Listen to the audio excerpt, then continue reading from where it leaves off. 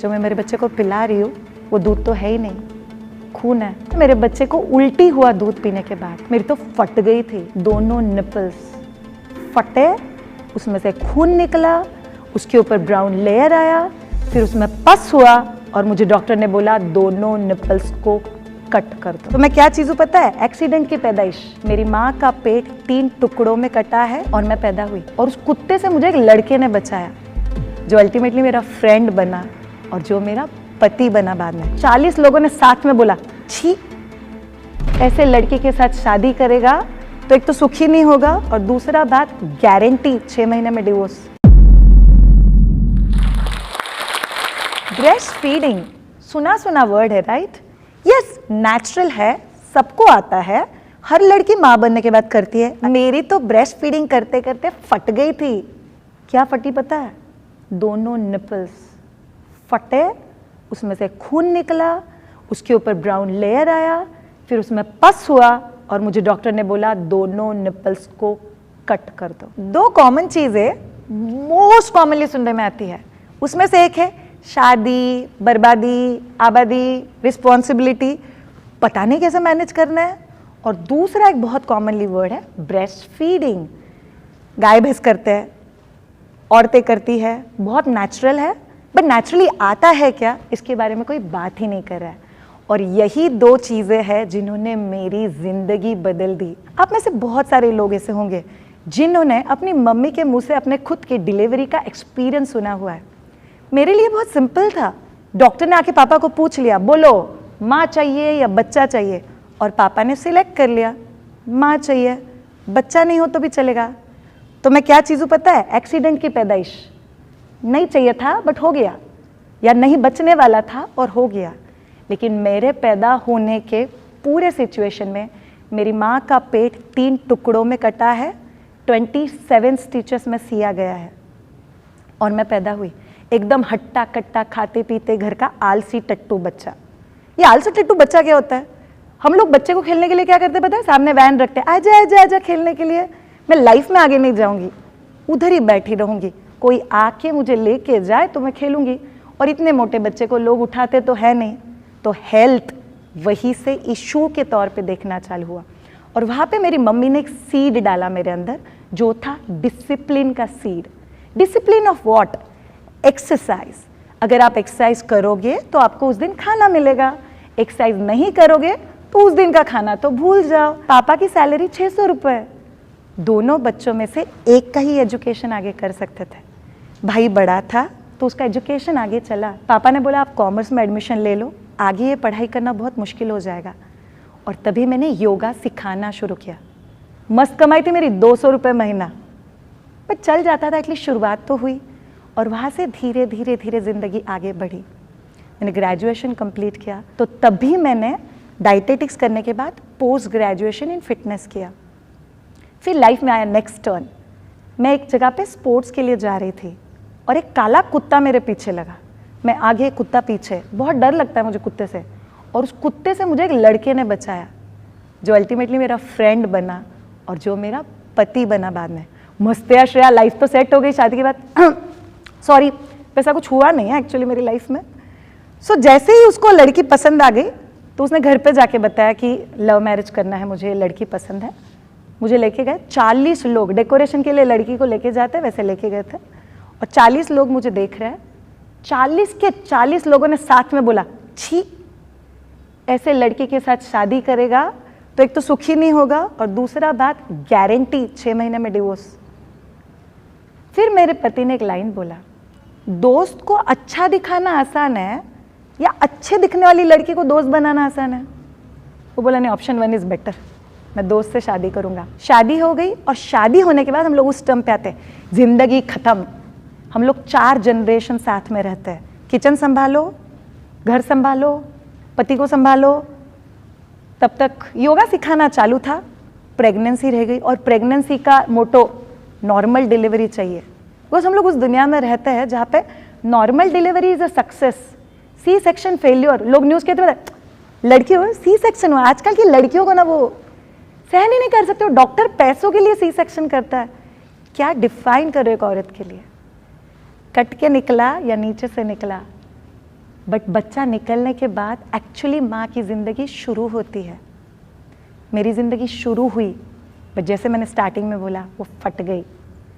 Because मुझे इतना ही पता था कि नॉर्मल डिलीवरी तक सीखना बहुत इंपॉर्टेंट है, और मैं नॉर्मल डिलीवरी तक सिखा भी रही थी।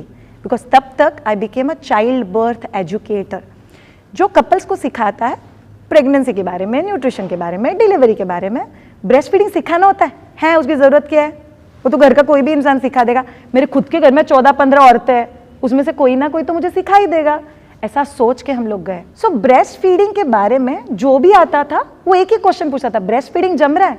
अच्छा नहीं जम रहा है, ये नुस्खे कर लो, वो नुस्खे कर लो, घी लगा लो, ये कर लो, वो कर लो। ये सारे नुस्खे आ क्यों रहते हैं? बहुत सिंपल चीज़ है। एक माँ सोचती है मेरे बच्चे को मुझे मेरा दूध पिलाना है। मैं थोड़ी डेंजर वाली माँ थी। मैं दुआ करती थी, भगवान कुछ भी कर, मेरे बच्चे को भूख नहीं लगना चाहिए। बिकॉज ये भूख लगेगी तो ये बच्चा ब्रेस्ट पे आएगा, ब्रेस्ट पे आएगा तो काटेगा और मुझे रोना आएगा। तो मेरे बच्चे को भूख नहीं लगना चाहिए। बट वो होता नहीं था। मेरा बच्चा रोता था, मैं लेती थी, पिलाती थी, और पिलाते वक्त मैं जो रोती थी, माँ भगवान। और कोई भी घर पे आता हो पहले चेक करता, तुम आजकल की लड़कियों को ना दर्द ही सहन नहीं करना है, सब चीज़ें शॉर्टकट में चाहिए। तुमको कोई और बच्चे को दूध भी पिला देते हो, बॉटल लेके पिला दो तुम लोग, तो वो भी टॉन्ट। किसी ने मुझे क्या बोला पता है? गाय भैंस करती है, तेरे को नहीं आता, कैसे इंसान है तू? पूरा माँ बनना ही फेलियर बना दिया था, बिकॉज ब्रेस्ट फीडिंग नहीं आता है। यहाँ पे मेरे बच्चे को उल्टी हुआ दूध पीने के बाद, और आपको पता है उसमें दूध नहीं खून निकला। और तभी मुझे पता चला जो मैं मेरे बच्चे को पिला रही हूँ वो दूध तो है ही नहीं, खून है। मैं पूना जैसी सिटी में रहती हूँ, हॉस्पिटल्स, डॉक्टर्स, गायनैक, पेडियाट्रिशियंस, सबके पास गई। सब लोगों ने अलग क्रीम दिया, दूसरे ने दूसरा क्रीम दिया, तीसरे ने दवाई दिया, चौथे ने पेन किलर दिया, कॉम्बिफ्लैम दिया, बस सोल्यूशन किसी ने नहीं दिया। और वहाँ पे हम लोग एक डॉक्टर के पास गए जिन्होंने मुझे बोला कि दोनों निपल्स में सीवियर पस हो गया है, दोनों निपल्स को कट कर दो। और मेरे पति ने जो जवाब दिया, हाँ कट कर दो, जो भी चाहिए कर दो, इसका रोना नहीं देखा जा रहा है मुझसे। एंड आई वाज लाइक रुक जा प्लीज़, सोचने दे थोड़ा सा, बिकॉज बच्चे को दूध तो पिलाना है। निपल्स को कट कर दूंगी तो पिलाऊंगी कैसे? और तभी मेरे जो टीचर थे जिन्होंने मुझे चाइल्ड बर्थ एजुकेशन सिखाया, उनसे मैंने फ़ोन पे बात की। आपको पता है, बच्चे को ऐसा पकड़ने के बदले ऐसा पकड़ लो, ब्रेस्ट को ऐसे पकड़ने के बदले ऐसे पकड़ लो, और मेरा breast feeding was pain free. और तभी मुझे पता चला कि ब्रेस्ट फीडिंग है तो नेचुरल, बट सीखने की ज़रूरत है। उसके ऊपर ज़्यादा ज़रूरी क्या है पता है? किसी ने उसको सिखाने की ज़रूरत है, और सिर्फ लड़कियों को नहीं, कपल्स को। बिकॉज एक ज़माना था औरत कंसीव करती थी, बच्चा पैदा करती थी और बड़ा भी करती थी। अब ज़माना है we are pregnant, we are having a baby, और हम लोग मिलके बच्चे को बड़ा करते हैं। मेरा पति इस पूरे जर्नी में मेरे साथ था, और वहाँ पे मायद्विजा की शुरुआत हुई। मायद्विजा एक यूट्यूब चैनल है, एक सोशल इन्फ्लुएंसर है, वो एक ब्रांड है, उसके प्रोडक्ट है, बट आपको पता है वो मेरे लिए क्या है? वो सेवा है।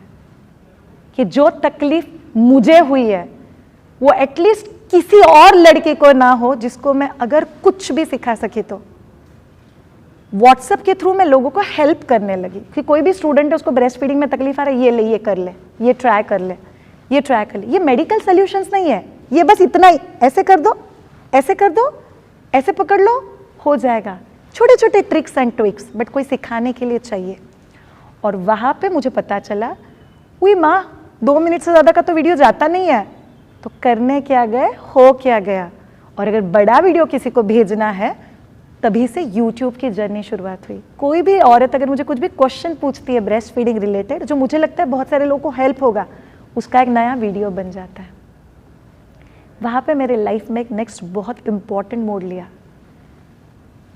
मेरे पहली बच्ची, फिर दूसरी बच्ची, तब तक मैं ब्रेस्ट फीडिंग सिखाना बिकेम मेरा पैशन बन गया वो लाइफ में। अरे हेल्प करो, और इसके बारे में लोगों को पता होना चाहिए। मैंने नहीं सीखा, एटलीस्ट दूसरों ने इसको प्रेगनेंसी में सीखना चाहिए। और इस पूरे लाइफ के एक जर्नी को एक पैशन के तौर पे मैंने लिया। कोई भी लड़की जो ये पर्टिकुलर वीडियो देख रही है, आपको बहुत सिंपल चीज़ पूछना चाहती हूँ। आप माँ बन गए हो, आपकी शादी हो चुकी है, नहीं हुई है, आप करियर में हो, आप जहाँ कहीं पे भी हो, बट एक चीज़ याद रखो, अगर हम लोग लाइफ में CDSI को लेके चलेंगे तो हम लोग लाइफ में बहुत आगे जा सकते हैं। ये मंत्र मुझे मेरे गुरु महात्रेया ने सिखाया और तभी लाइफ ने एक बहुत इंपॉर्टेंट टर्न लिया। बेसुरत बोल के 40 लोगों ने रिजेक्ट किया था, तो एक इच्छा तो दिल में आ गई, यार कुछ तो अलग करते हैं। सो मैंने सास से बात की, वो मिसेस इंडिया के लिए पार्टिसिपेट करना था। सो मिसेस इंडिया के लिए जाने की चाहत हो गई। ये चाहत बहुत सिंपल थी, पहली राउंड में बाहर हुए तो भी चलेगा। और फिर फाइनली हम लोग Tiara pageant training studio, Ritika Raman थी, उनके पास गए और बहुत खूबसूरत सा सवाल मेरी सास ने पूछा। उन्होंने मेरी सास को बोला, ये भगवान, मेरे पूरे करियर में पहली बार सास आई है बहू को लेके। और उन्होंने बोला, याद रखो all of you, there are enough clean pageants, industry खराब नहीं है। आप बहुत ईमानदारी से, अच्छे से, मेहनत से काम करो और आप आगे जा सकते हो। और तभी 2015 में मैं मिसेस इंडिया एक्सक्विजिट और मिसेस इंटरनेशनल एक्सक्विजिट, अब तक की इंडिया से पहली मिसेस इंडिया एक्सक्विजिट जिसने इंटरनेशनल पैजेंट जीता, और जो मेरे लिए बहुत ऑनर की बात है, बिकॉज उसने मेरी पैशन को 4 चांद लगा दिए।